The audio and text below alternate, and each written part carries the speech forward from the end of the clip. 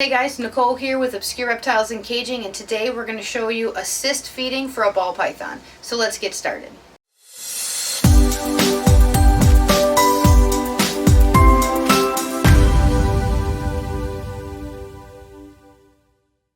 Hey guys, so the first thing you should know is there are two different things. You can assist feed a baby ball python and you can force feed. A lot of people call it assist feeding and they force feed. So we're going to hopefully be able to only show you assist feeding today. That's what we're going to start out with. The main difference is assist feeding is when you have a baby ball python who is not eating on its own and you've exhausted every option. So we've tried live rats, frozen rats, live mice, frozen mice. If you can get your hands on ASF, try everything, feeding them at night, and you've gone through all of it and the animal is still not feeding. And it starts to, you don't want to wait until the animal is skin and bones. You want to wait till it's starting to get a little bit slim, and that is what we've done, and he has not taken anything. So now we're going to assist feed. That entails we're going to be taking a pinky and you put it into the mouth of the snake and let it go and see if he will swallow it. If he will, there you go. You've assist fed and he's had his first meal. If that doesn't work a couple of times in a row, now you move on to force feeding, which is actually putting the pinky into its mouth all the way down and pushing it down into its stomach so it cannot spit or regurgitate that, and it now has had its first meal, but that doesn't really help the snake to learn to eat in the future. So normally you'll have to do it again or at least assist feed. So hopefully this assist feed will work, but chances are we will have to force feed, but they are two different things. Just a warning, this can get a little bit gross. For example, if you're using a pinky, they have very small thin skin and sometimes they will kind of blow out and then you'll have a mess all over. We'll try our best to avoid that, and we've also got a backup plan. I'll show you guys that now. It's actually the tail of a larger rat. So this is what we're going to try and feed. If you're not okay with this type of stuff, I would recommend clicking off now. Hopefully we got a little bit bigger of a pinky rat so its skin's a little bit thicker.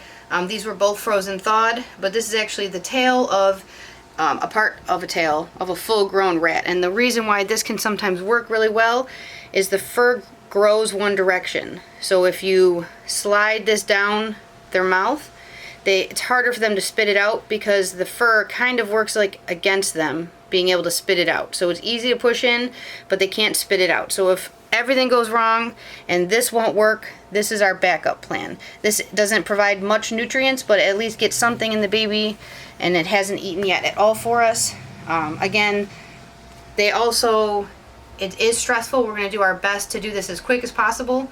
I might not talk a lot during it because I don't want to stress this baby out any more than we have to. On top of that, our camera person may have to help hold. He's actually a very large baby. Again, he's never eaten once for us, but he's one of Beast's son, and he came out like 90 grams. So he's already quite a large baby to begin with. And he's very, very grumpy. So, I mean, I don't blame him. He has never eaten before. So you can see how he's a little bit slimmer in the back, especially. He looks pretty good up here, but he's definitely starting to thin out in the back. He's running out of the food storage from his egg. So we're going to try and see if we can get him to eat for us. So they really don't like it, but you actually have to, I kind of pinch them between my legs, the back half, because they worm and squirm, and you get them on the sides of their head like this.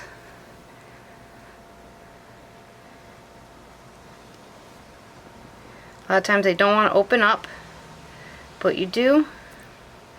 Just get it in a little bit. Try to get them to bite down.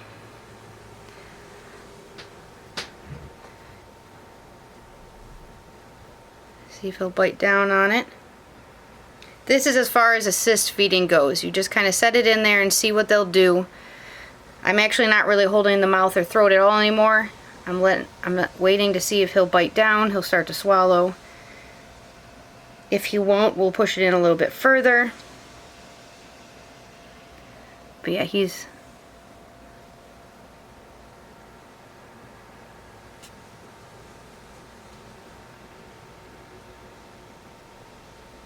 Yeah, unfortunately, he's trying to spit it out. So we'll go a little bit more. Can you find those tongs real quick that I'd have? Another great thing to have are these forceps. So yeah, he's definitely trying to spit it out. So I'm going to try pushing it in a little bit more, see if he'll figure it out.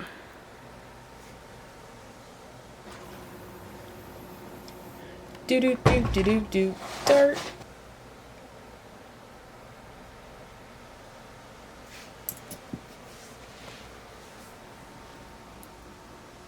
Yeah, no, unfortunately he just spit it out. So because he is so slim, that's not going down very well, and I don't want to push it too much and hurt him. So what we're going to switch to is this, just for comfort's sake for him. So again, the hair runs this way. This will be a lot easier for him, especially as a first ever meal. Also, I'm not squeezing very hard on him. There's actually barely any pressure. It's more pressure back here to get him from moving. I'm not really squishing his head. But when you do this, you want to get them on the sides of the head so they can open their mouth still. Come on, open up. He definitely doesn't want to open up now after. Come on. It's good for you, I promise. There, so now this, unfortunately, is going to have to be a full-on force feed. And you just slowly work it down. I can actually feel it going down in my hands. Now you can use the forceps. Just go nice and slow. You don't want to hurt them. You don't want to take forever, so it's stressful, but you can see it's in his throat. But let me get it in all the way before I show you guys, just so it's quick as possible for him. Put it right in there. So you can actually see it's mostly in his throat, and you can actually help him work it down. Let me set him down and see what he'll do. If he starts to throw it up, I'll have to push it in further. It's alright, little buddy.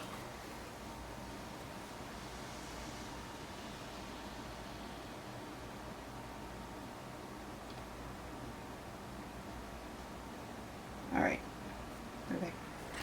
Okay, so I don't want to stress him out any more than we need to. So we'll come back in probably an hour or two and see if he's thrown it up. But I want to put him back on the rack, back on heat, without the show light in his face. So hopefully he'll keep that down. And I think we'll make this a two-part. We'll come back next week and see if he will eat for us. And if not, we'll switch over to a larger pinky, or at least a pinky instead of a tail. But I'll let you guys know here in a little bit. But I'm going to throw him back in the rack. Alright guys, it's been a few hours. As you can see, he kept it down. We're going to put his hide back, his water in. And I'll see you guys next week when we try again. Hey guys, so it's about 5 days later. He has passed the tail that we gave him. We're going to go right to an assist feed. We've got the lights a little bit darker, so hopefully it won't stress him out anymore. Again, we don't want to stress him more than we have to. So we're going to do a quick try assist feed again, and if not, we got a little bit smaller of a pinky, we'll do a full force again. But we're going to give that a shot right now. Alright. You can hear him hissing. So, same as last time. Again, I want to stress, I'm really barely holding on. It's barely any pressure on each side. If he really starts to thrash right now, he'll be able to get away. I'm not hurting or squishing him. So, same as last time.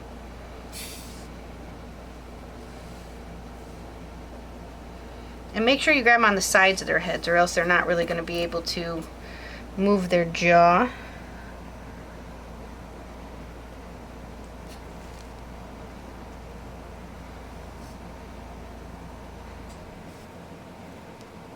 Come on. All right, buddy. Just please don't bite me. Let's see those teeth.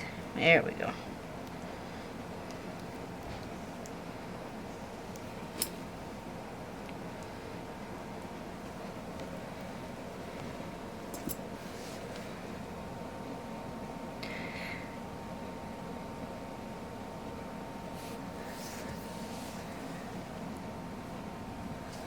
Come on.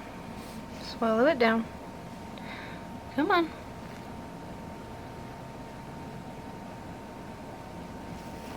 Yeah, he's just trying to spit it out. We've already got it this far. We're just going to go the rest of the way again. Since it's a smaller pinky, to be a lot easier for him. Again, I'm going to try really hard to not let this burst, but that might happen, so I'll put a warning up if it's going to.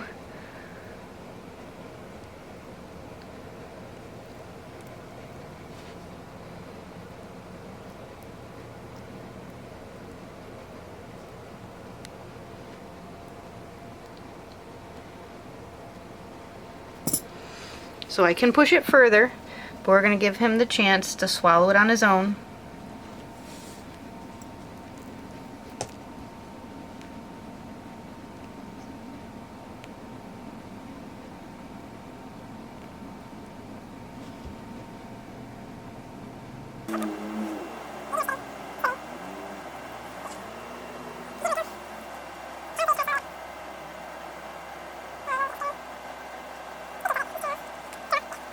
Hey guys, okay, so we're gonna try to be quiet as he's still finishing up, but as you saw, that was kind of like half assist feed, half force feed. We definitely pushed it down further than a normal assist feed, but he did start to take it on its own, and he is swallowing it. I'll try to fast forward so you guys can see it a little bit, but that's a great sign. I hope that shows you guys a little bit of the difference between assist feeding and force feeding. Unfortunately, especially if you breed once in a while, that will happen, so it's better for you guys to be prepared for it than not know and let that animal suffer or starve. But that's it for this video. If you guys have any questions, you can put them in the comments below. If you haven't already, please subscribe. We do new videos every Wednesday, and I'll see you next Wednesday.